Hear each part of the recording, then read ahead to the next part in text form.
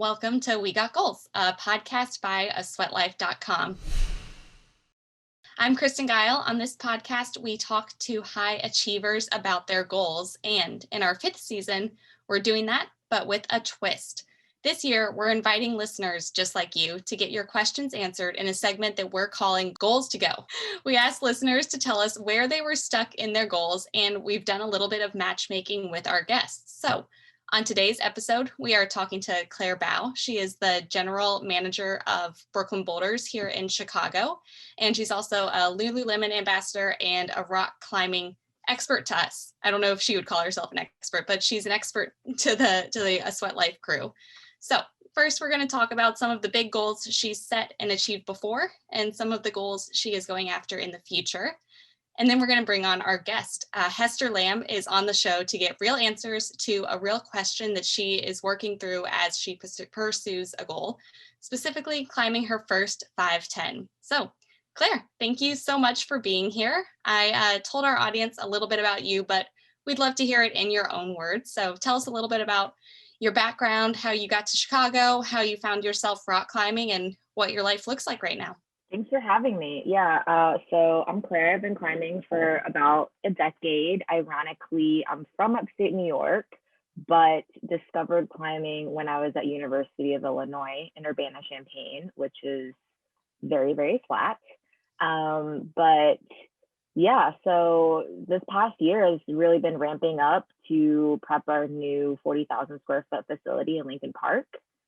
We did not plan on opening during the pandemic, but we're open to members and guests as of September. So there's been a lot of pivots, and it's been just a huge collaborative effort for my team to just stay adaptable. Huge shout out to them. As a Lululemon ambassador, there's been a shift in not being able to gather in person, but they've done a really great job at keeping us connected virtually. And then on the personal side, my dogs, Bowie and Bella, are having the best year of their lives. I was talking to my therapist the other day, and she's like, well, now that we, have the light at the end of the tunnel in terms of a pandemic, knock on wood, can you think of any silver linings from this year? And I was like, I got a dog about a year ago today. And I was like, I never would have been able to spend this much time with her or give her as much attention as she got during this year. So I'm guessing your dogs can relate to that. Oh yeah, I think they're going to need therapy when we're both at work full time. I know, because you, as a general manager, it's not exactly working remote for you for the rest of the time. No, and I've been going in since July, but my partner Emma is actually a therapist, and she's been working sessions at home, so they've just gotten used to someone being around all the time. Yeah. Well, we're going to ask for pictures of your dogs in our follow-up questions to post on the website. But in the meantime, we'll introduce you to the podcast the way that we introduce everybody. And that is by telling us about a big goal that you've had in the past, why it was important to you, and how you got there. Keeping it to the theme of climbing, I grew up very unathletic. I was student council president and in marching band for 4 years in high school, if that gives you an indication. So finding climbing was not something that I was a natural at by far. My first 5'8" was outdoors at Jackson Falls. I was terrified. I'm actually afraid of heights. So that was my big goal with climbing, was conquering my fear of heights and getting comfortable on a rope, 80 feet, 100 feet off the ground. Yeah, it was really helpful to have mentors in the climbing community, and then it became a big goal of mine to share that. And before we get too far, this might be a good time to sort of give our listeners, if they're not familiar with rock climbing, first what the difference is between climbing and bouldering, and maybe a quick summary of the different grades. So like how difficult a 5'8" is compared to a 5'10". So I won't go too far into it, but basically there's a few different modalities of climbing. Bouldering generally requires more power. You're on a shorter rock. There's no ropes or harnesses involved. And then we're mostly talking about what's called sport climbing, in which you are protecting yourself as a climber by clipping quick draws into anchors that are bolted into the rock and then clipping your ropes through that.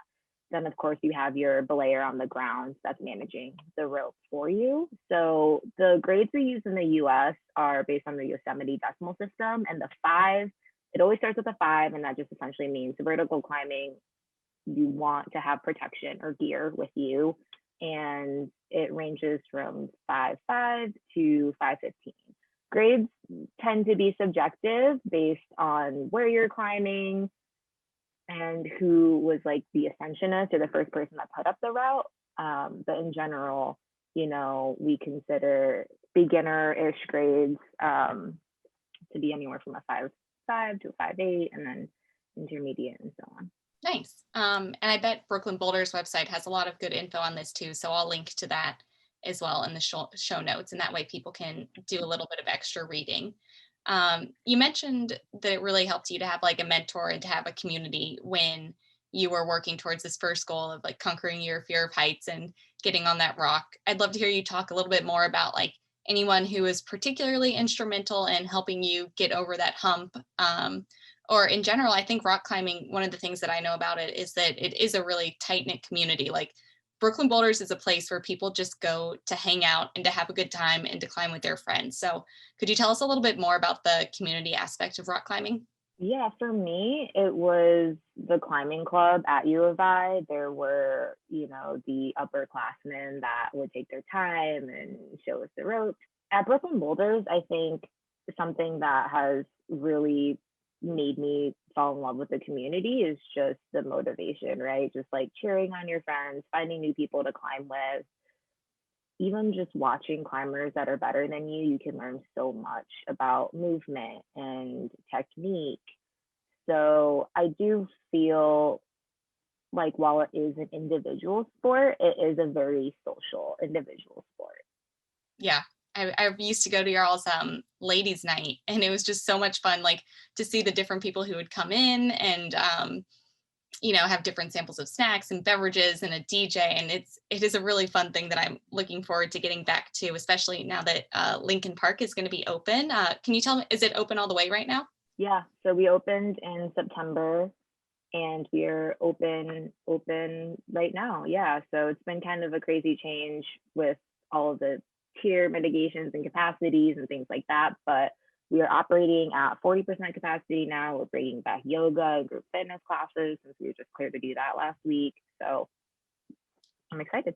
And honestly, when I think about it, I haven't really been in a gym since the pandemic started, just because of the mask restrictions and it's uncomfortable to work out in a mask. But rock climbing is a lot more manageable. So I'm hoping that people are coming to you guys and checking out the facilities and everything that you guys have to offer. And let's pivot a little bit right now to the future. So Claire, can you tell us a little bit about a big goal that you have for the future and why it's important to you and what you are working on right now to achieve it?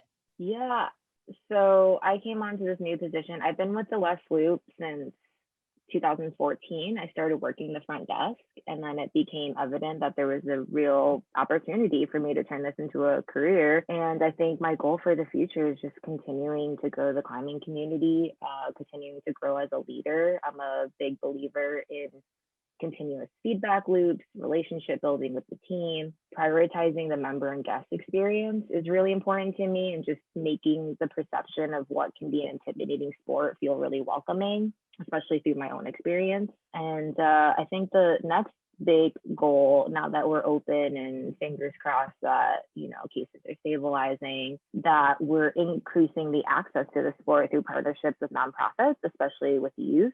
So some things we have in the works are handing out scholarships for a competitive youth team, BKBs, and sliding scale memberships, just to make our facilities more accessible to everyone, regardless of, not having income be a gatekeeper, right?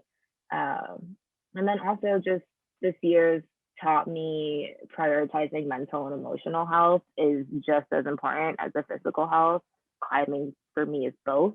So the goal is just to keep staying present. Yeah. If your partner's a therapist, I'm sure you're getting a lot of mental health talk at home, whether or not you want it. You mentioned that rock climbing can be an intimidating sport to start. A lot of people, don't really know the glossary that you mentioned of, what the different terms mean. They don't know what equipment they need.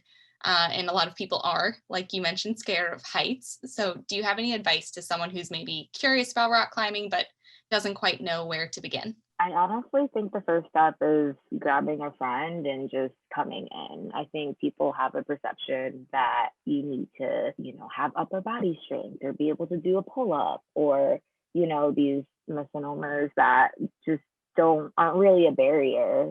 There's a lot of different terrain and different types of climbing. I think, especially in Chicago, people are less familiar with the sport in general because we don't have a lot of mountains around here. So I would say, just come in and try it if you're curious at all about it, and be patient with yourself.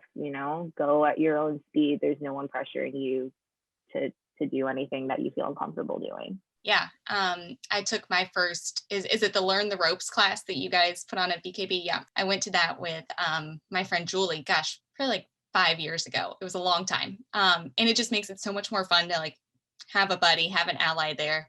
And the other thing, once you get to the facility, no one really cares what you're doing in the best way. Like no one, you shouldn't feel self-conscious at all because everyone is focused on their routes, what they're doing. And they may like sneak peeks at you from time to time, but no, definitely no one is looking at you and judging like that girl really should have, used her right leg to move up instead of trying to pull herself up like she's doing a pull-up. So just want to vouch and echo everything that you said right there. Yeah, no one's judging you. If anything, people want to help you. And yeah, if you feel more comfortable in a class setting, we do have an intro to climbing class that kind of helps guide people through really basic technique and things like that. But honestly, just walking in will be something to do for everyone. Yeah. And your staff is so friendly too. So I have a lot of good things to say about you. We better switch directions before this just becomes me like gushing about Brooklyn Boulders. So we are going to switch over to our goals to go segment. Before we kick it over to Hester to ask a question about climbing her first 510, Claire, will you tell us a little bit about how important your mindset is when it comes to climbing new challenging routes? Yeah, it's really important. I think for me, it's less about being able to eliminate fear or fix your mindset. Understanding risk when climbing shouldn't be understated. It is an inherently risky sport, but I would encourage to go through the process from I can't do this, I'm scared, to I feel confident on this route. So that progress is going to be from building that confidence. All right, so I am going to bring on Hester.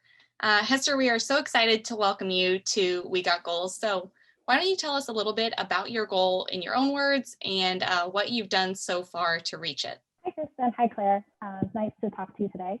I think for me, I have been climbing for about 3 years. So I started climbing when I was living in Los Angeles, and now that I live in Dallas, which just like Chicago is pretty flat and not very mountainous, I've had a goal of climbing an outdoor 510 for about, I don't know, since I started probably. I think there's just something about having 2 decimal points that just sounds exciting, which is not, there's no good reason for it, just kind of internal goal. I'm hoping to be able to get to that point at some point, probably when the pandemic is a little bit more over and it feels a little more safe to get outside. But yeah, so I guess that's my goal for now. And then Hester, you had a specific question that you wanted help with. So I'm going to hand that off to you and Claire to chat. I'm going to shut up and let you guys talk. Yeah, so I think where I am struggling the most is with mindset. Like I know I have the physical skills of climbing, probably higher than where I currently am. Feel pretty comfortable with 5/8 and 5/9. And I know it's subjective, but there's something about seeing things in the guidebook that are 5/8, 5/9, 5/7 that just look easier and more attainable than a 5/10, even though I realistically know that there are 5/9s that I found very easy and 5/7s that I found very hard. And it just depends on the route. But there's something about having that 5/10 that my mindset is just not at. So wanting some tips and suggestions from you as a very accomplished climber and just a hero and goal. Yes, I would say I'm a average to above average climber, but I have been doing it for a really long time. So I think without knowing too much about how much you're climbing or kind of how you've been training and in the gym setting, I think building confidence in endurance is going to be really important. So fear tends to kick in when you feel pumped or tired on a route, right? And then you start to second guess your next move. So when you're already on a 5:10 and it's your challenge, it's your goal, as soon as you feel tired, you're kind of like, maybe I won't make it to my next clip, or maybe I should just take right here and shake out. So something you can do is to build that confidence and build your endurance is limit climbing. So an exercise in the gym is, pick a 5:10 that you climbed before and just do it twice, do it 3 times in a row, run laps on it. It'll start to build your confidence when you realize, okay, I can fight through the pump. I can, I feel confident, even though my forearm is tired, that I can do the next set of moves, that I can get to my next clip, that I can get to the anchors, right? It's even more beneficial if you're climbing to failure. So just doing it until you fall on your own. And that way you're practicing falling, and you're going to get more comfortable doing that on terrain that you're comfortable with instead of outside. And then the only other thing I would say is just recognizing failure is part of the process. Failing is very common in climbing, and you can learn from it. I think picking a route that you feel that's like your style, right, is going to help. And then just getting to know it, knowing, okay, this is a really good hold, so I'm going to shake out and take a rest here. Figuring out, okay, well, if I clip this way, I'm using this foothold, or just making tweaks and knowing the route instead of going in and having a plan, sequencing. I think sometimes with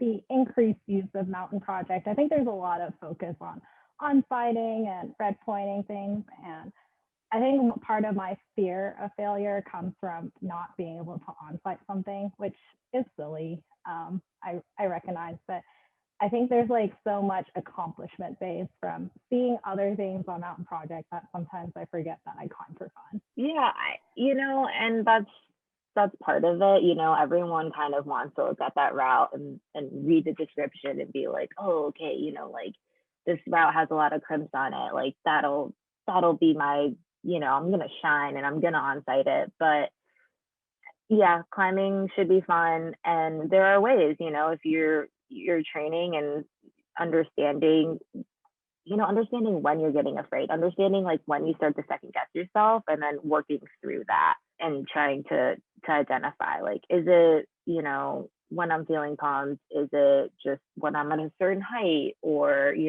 just and trying to figure out ways to replicate that in the gym.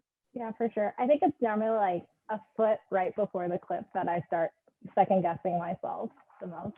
Yeah, and I think that's totally natural, right? And there's like times, especially when you're pumped, where you're like, okay, like, you start thinking about the falling instead of your next move. So you're like, okay, if I fall here, my last clip is like way below me, and you're looking down and you're like, I don't want to do that. So it's totally relatable. I think, most people feel that way.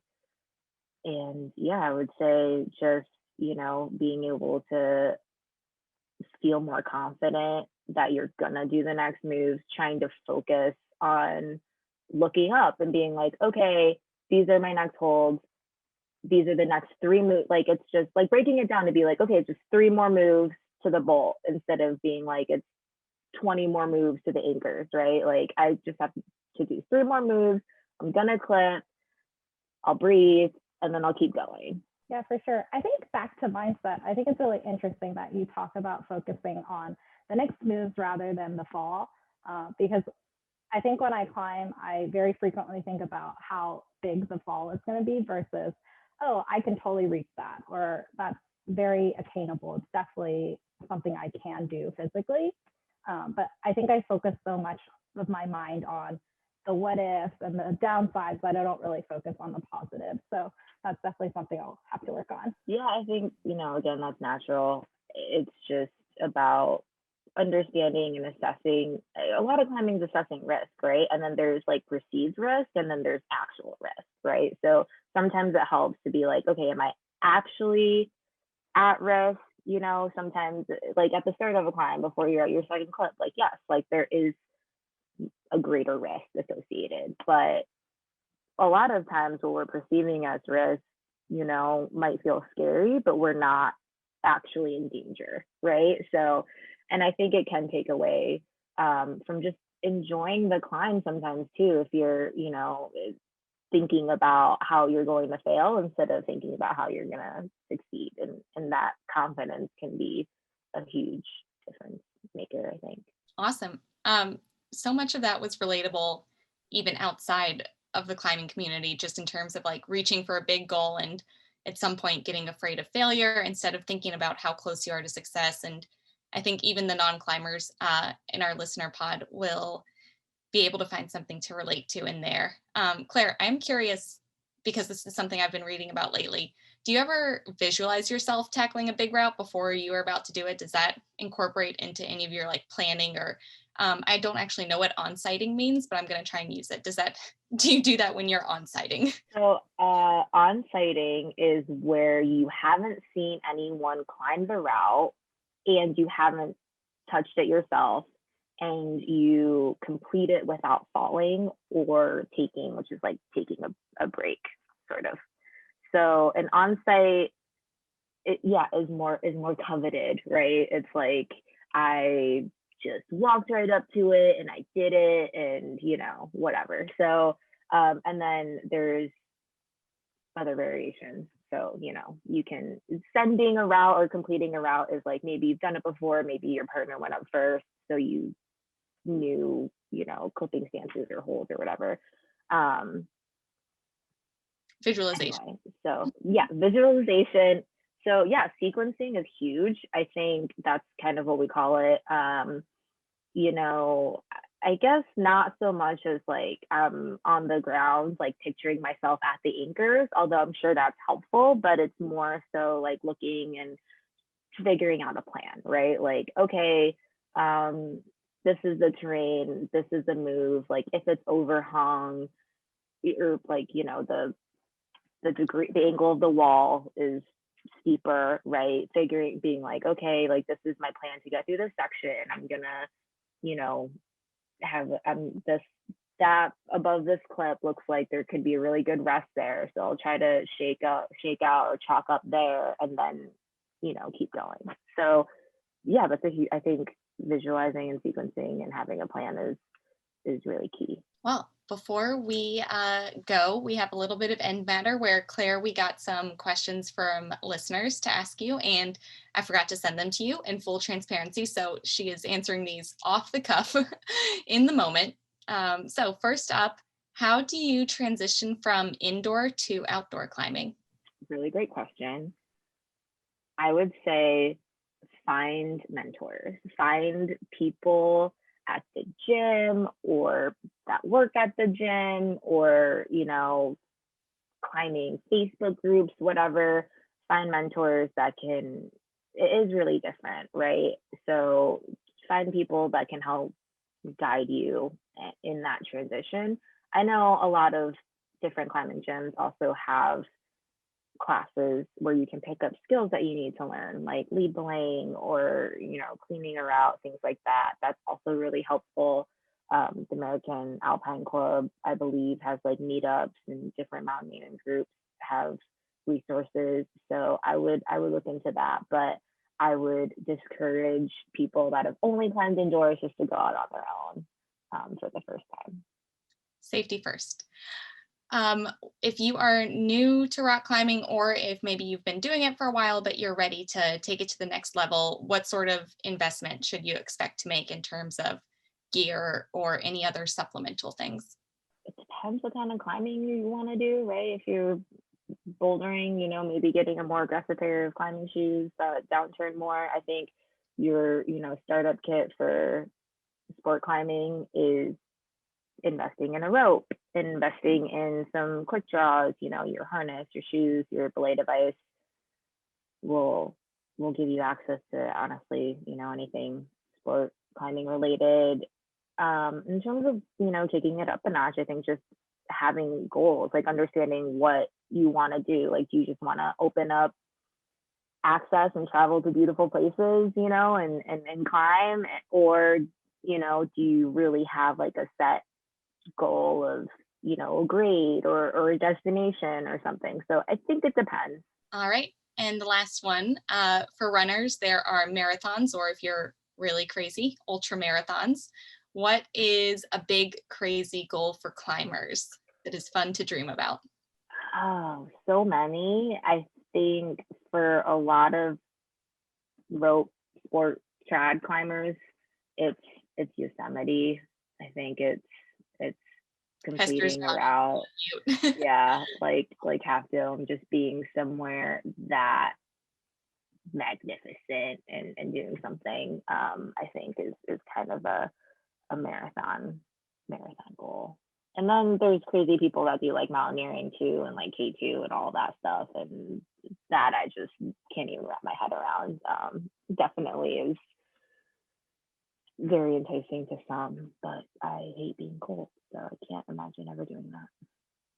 Yeah, this is about our limit in terms of cold, I would say. Hester, I want to give you a chance to add anything on to that last one. Is there any big, crazy, magnificent goal that you would love to do in your wildest dreams?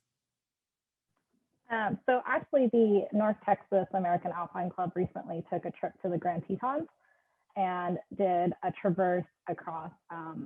That's one of my big goals, just because I love the Grand Tetons. I think it's beautiful. And then I'm eventually moving to San Francisco and hoping that one day I'll get to climb at Yosemite. So maybe not the nose, and definitely with a rope. I have no desire to Alex Honnold it. But yeah, it's just so, there's just so many beautiful national parks, and I just like to climb and get to see all of them from above. I love it. Awesome. Well, guys, thank you so much for being on today. Before I get into our closing spiel, Hester and Claire, where can we find you on the internet? Is there anything that you want to shamelessly self-promote that you or anyone in Brooklyn Boulders community is working on? And Hester, I'll start with you. Yeah, my Instagram is Hester in the Wild. Not super lot of wild going on right now in the midst of the pandemic, but you can find me climbing and hiking occasionally. We'll cheer you on from the other side of the internet. Claire, how about you? Yeah, so my Instagram is Claire.Bao. You can also, I would love to shamelessly plug Brooklyn Boulders, BKB Lincoln Park. We also have a Westwood location and locations in New York and Boston. And I'll also shout out Lululemon Shy, and the local store in Fulton Market. Awesome. Well, thank you guys for being on the show today. And this was another episode of We Got Goals, on a sweatlife.com production, which is another thing that is better with friends. Thanks to Claire for being here. Thanks to Hester for the fantastic question. Thanks to Ryan Deffert for editing audio, and Ryan Barayuga for creating the video version of the podcast. Hi, Ryan. And thanks to you, dear listener, for being a part of our community. We will see you guys next time.